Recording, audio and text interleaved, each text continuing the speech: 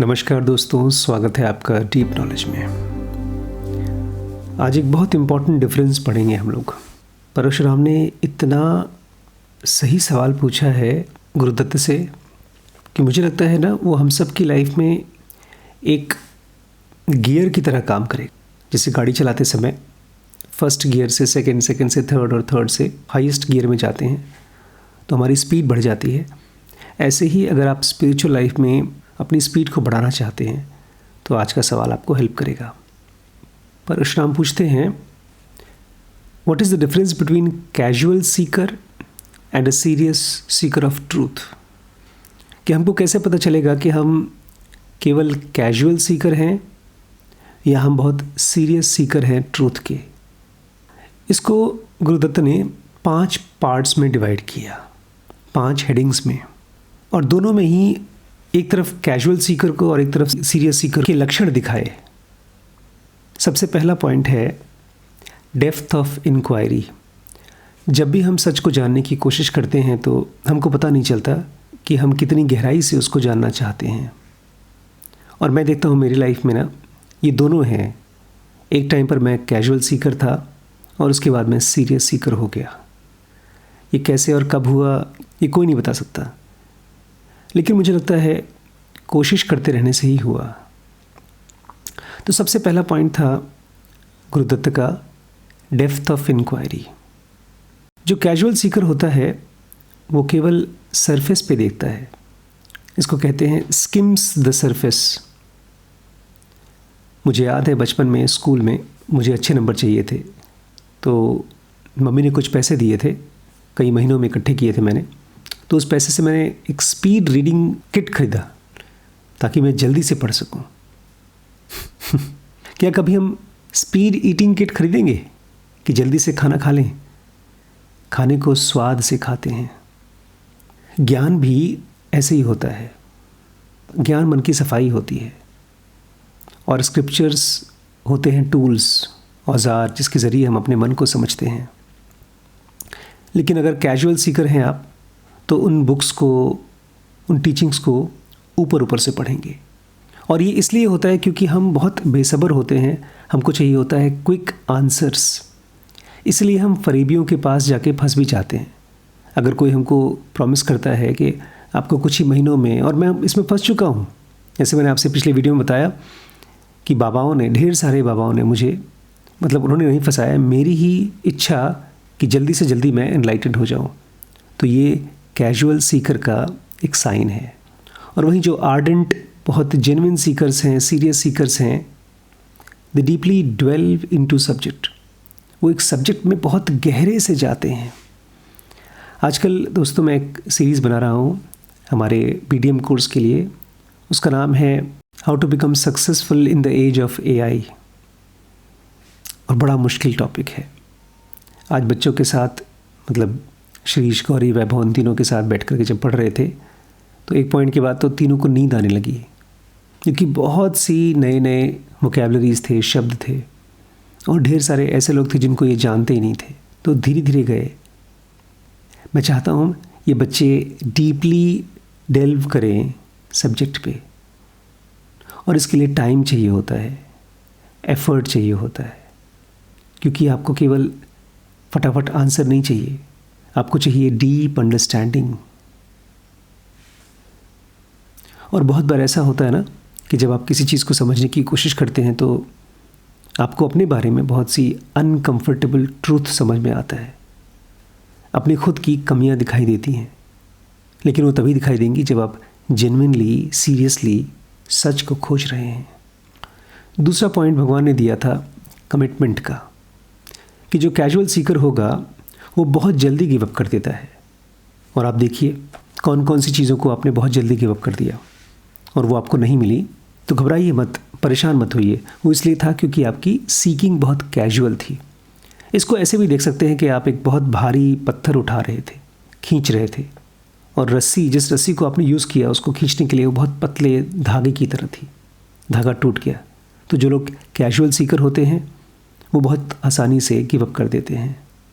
जैसे ही उनकी प्रैक्टिस या जो चीज़ वो पढ़ रहे हैं, सीख रहे हैं, उसमें डिमांड आना शुरू हो जाएगा मेहनत करने के लिए बोलेगा तो वो छोड़ देते हैं।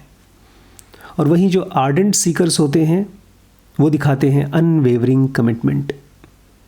अब मुझे पता नहीं था जब मैंने ज़ेन पढ़ना और पढ़ाना शुरू किया कि ये इतने सालों तक करता रहूँगा, लेकिन मुझे आज भी याद है, मैंने बहुत बार वीडियोज़ में ये शब्द रिपीट किए हैं कि मुझे अपनी लाइफ का पर्पस मिल गया। अगले 10,000 साल तक मुझे क्या करना है मुझे क्लियर हो गया। तो ये है अनवेवरिंग कमिटमेंट। हो सकता है आपके पास अभी ना हो, लेकिन अगर पता भी चल जाए तो आप एक सीरियस सीकर बनने की तरफ अग्रसर हो रहे हैं। स्पेशली आप अपनी कमियों को ख़त्म करने के लिए ही कमिटेड होते हैं। थर्ड पॉइंट गुरुदत्त बोलते हैं एप्लीकेशन, कि ज्ञान तो दोनों पाते हैं, जो सीरियस है वो भी और जो कैजुअल है वो भी। लेकिन जो कैजुअल है उस ज्ञान को सुनने के बाद रिपीट करता है, दूसरों को दिखाता है, बताता है, बिकॉज वो जल्दी में है ये चीज़ दिखाने के लिए कि मैं समझदार हो गया हूँ, मैं एनलाइटेंड हो गया हूँ। और वहीं जो सीरियस स्टूडेंट है उसका पेट नकली चीज़ों से नहीं भरता है, उसको अगर ज्ञान चाहिए तो ज्ञान चाहिए। इसलिए जैसे ही उसको कोई इंसाइट समझ में आती है वो एप्लीकेशन बन जाती है। वो किसी गुरु के पास जाकर के पूछता नहीं कि मैं कैसे करूं, उसको समझ में आया और उसने करना शुरू कर दिया। एकदम जैसे छोटा बच्चा, उसके सामने एक मिठाई या चॉकलेट पड़ी उठा के खा लेता है, सोचता नहीं, पूछता नहीं। Applying the knowledge is the sign of serious seeker of truth. और अगर उस आदमी को वो ज्ञान, वो इंसाइट समझ में नहीं आ रही है तो पीछा नहीं छोड़ता, उसको समझना है। एक और सीरीज़ मैंने स्टार्ट किया है रिसेंटली, जुग जुग जियो। अगर आपको लंबी उम्र चाहिए, स्वस्थ रहना है, तो एक मेडिकल की सीरीज़ है कि आप क्या क्या चीज़ें कर सकते हैं। तो उसमें आजकल हम लोगों ने मॉलिक्यूल के बारे में पढ़ा, रेम्पामाइसिन के नाम से मॉलिक्यूल है। खैर ये तो दवाई के नाम जैसा है, लेकिन रेम्पामाइसिन काम करती है सेल के ऊपर, एक ख़ास प्रोटीन पाथवे के ऊपर, उसका नाम है एमटॉर। और जैसे ही एमटॉर पे पहुँचे बच्चों ने जमाई लेना शुरू कर दिया। लेकिन ये सारी बातचीत हो रही थी कि कैसे हम अपने आप को स्वस्थ रख सकें। और जब मैं इसको पढ़ रहा था ना तो मुझे लग रहा था कि ये आसान नहीं है समझना, और ख़ास तौर से समझाना। तो जो आदमी बहुत सीरियस है अपने स्पिरिचुअल पाथ में, वो जब तक किसी चीज़ को समझ नहीं जाता वो छोड़ता ही नहीं है, क्योंकि उसको अप्लाई करना है। फोर्थ पॉइंट गुरुदत्त कहते हैं ओपन माइंडेडनेस। जो सीकर होता है कैजुअल, वो अपने कंडीशनिंग से, अपनी प्री कंसीव नोशन से, और जिसको हम लोग बीडीएम में कहते हैं बायसेस से, जी हाँ, वो उससे फंसा होता है। इसलिए बहुत से लोग जो केवल रिलीजियस होते हैं, जो खाली रिचुअल्स को फॉलो करते हैं, वो कैजुअल सीकर ही रह जाते हैं। और वहीं पर जो सीरियस सीकर्स होते हैं वो ओपन माइंडेड होते हैं। वो किसी एक जगह से खाली ज्ञान नहीं लेते, वो कई जगहों से लेते हैं। जहाँ जहाँ से भी उनको हेल्प मिलती है, क्लैरिटी मिलती है, वो इकट्ठे करते रहते हैं। इसी को बोलते हैं ओपन माइंडेडनेस। मुझे याद है मेरा एक स्कूल फ्रेंड था, एक ख़ास कल्ट का मेंबर था, एक मंदिर को फॉलो करता था, एक ख़ास तरीके से टीका लगाता था। तो मैंने उसको देखा, मुझे अच्छा लगा, मैंने भी लगाना शुरू कर दिया। उसके कुछ महीने बाद जब मैंने पहली बार आचार्य रजनीश की कोई किताब उठाई, मैंने उसको बताया तो घबरा गया। उसने कहा ये इसमें तो वो बातें बताई गई हैं जो हमारे मंदिर में गुरुजी मना करते हैं, वो सब चीज़ें गलत हैं। और मैं कंफ्यूज्ड हो गया कि मैं किसको फॉलो करूं, उसके मंदिर वाले गुरुजी को या इस किताब को। तो मैंने सेकंड ऑप्शन चूज़ किया, क्योंकि पहले वाला तो मैंने ट्राई कर लिया था, ये मुझे अब ट्राई करना था। और आज कई साल बीत चुके हैं, मैं देखता हूँ जो मेरे अंदर में ट्रांसफॉर्मेशन आया है वो इसलिए आया है क्योंकि मैंने किसी को फॉलो नहीं किया, लेकिन सबसे अपने कन्फ्यूजन को ख़त्म करने के लिए हेल्प ली। बुद्ध ने ये किया, नानक ने यही किया। ये उनके लिए ऐसा है जैसे कि वो अपने अंदर का एक बड़ा सा पहाड़ तोड़ रहे हैं, अनकॉन्शियसनेस का पहाड़। और उसको तोड़ने के लिए जहाँ से जो भी हेल्प मिल सकती है, जो भी टूल्स मिल सकता है, वो वेलकम है। इसलिए अगर आप सीरियस सीकर होना चाहते हैं तो आपको होना होगा ओपन माइंडेड। और लास्ट में, हालांकि ये बात बहुत हल्की लगेगी बट बहुत इंपॉर्टेंट है, परसिस्टेंस। जो कैजुअल सीकर्स होते हैं वो बहुत आसानी से डिस्ट्रैक्ट हो जाते हैं। और आजकल तो इंटरनेट का और स्मार्टफोन का ज़माना है, ये तो वर्स्ट टाइम है एनलाइटेंड होने के लिए। बेचारे आजकल के गुरुज़ को भी शॉर्ट्स बनाना पड़ता है, मीम्स बनाने पड़ते हैं ताकि वो सीकर्स को पकड़ सकें। लेकिन ऐसी कंडीशन में आपके पास इकट्ठे होते हैं केवल कैजुअल सीकर्स। वो आज एक किसी शॉट को देख करके आपके पास आ गए हैं तो किसी शॉट को देख करके चले भी जाएंगे आपके पास से। और वही होते हैं जो सीरियस सीकर्स, वो रेजिलिएंट होते हैं, उनकी खोज एक दिन की नहीं होती। और ख़ास तौर से जब मुश्किलों में फंसते हैं तो वो ज़्यादा डेडिकेशन के साथ, ज़्यादा कमिटमेंट के साथ में अपनी खोज को करते हैं। यहाँ तक कि जब दूसरे बोलते हैं कोई ज़रूरत नहीं, अब छोड़ दो, गिव अप कर दो, वो फिर भी नहीं छोड़ते हैं, क्योंकि कहीं ना कहीं गहरे में बिलीफ काम कर रहा है। अभी रिसेंटली एक भाई साहब से मेरी मुलाकात हुई थी नागपुर में, तो बोलते हैं कि आप जैसे लोग, हम जैसे लोगों का दिमाग ट्विस्ट करने की कोशिश करते हैं, ब्रेन वॉश करने की कोशिश करते हैं। अभी बड़ी इंटरेस्टिंग चीज़ है, क्योंकि एक आदमी दूसरे आदमी के ब्रेन को वॉश क्यों कर पाएगा या कैसे कर पाएगा?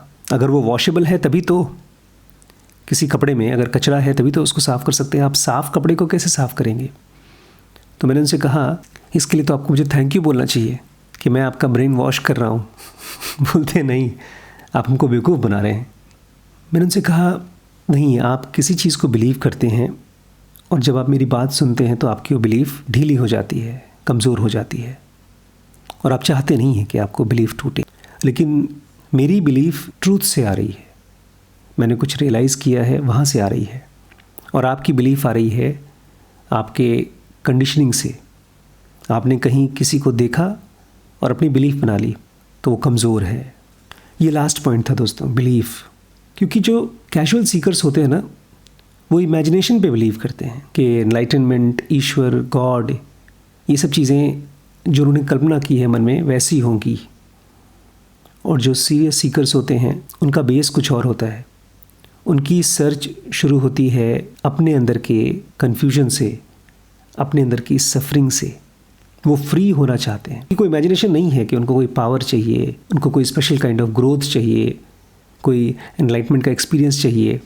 लेकिन उनकी बहुत जेन्युइन डिमांड है कि मेरे अंदर में जो तकलीफ़ है उसका मुझे परमानेंट सोल्यूशन चाहिए।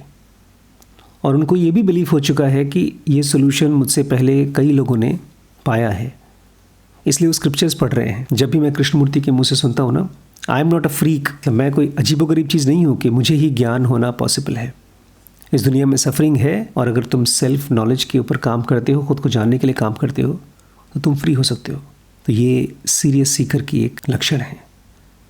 दोस्तों, अगर आपको इस वीडियो से कुछ भी हेल्प मिली हो तो मुझे कमेंट करके बताइएगा, और अपने सवाल भेजिए मुझे। सवालों से वीडियोज़ और इंटरेस्टिंग होते हैं और गहरे हो जाते हैं। और इस वीडियो को अपने दोस्तों के साथ शेयर भी करिएगा।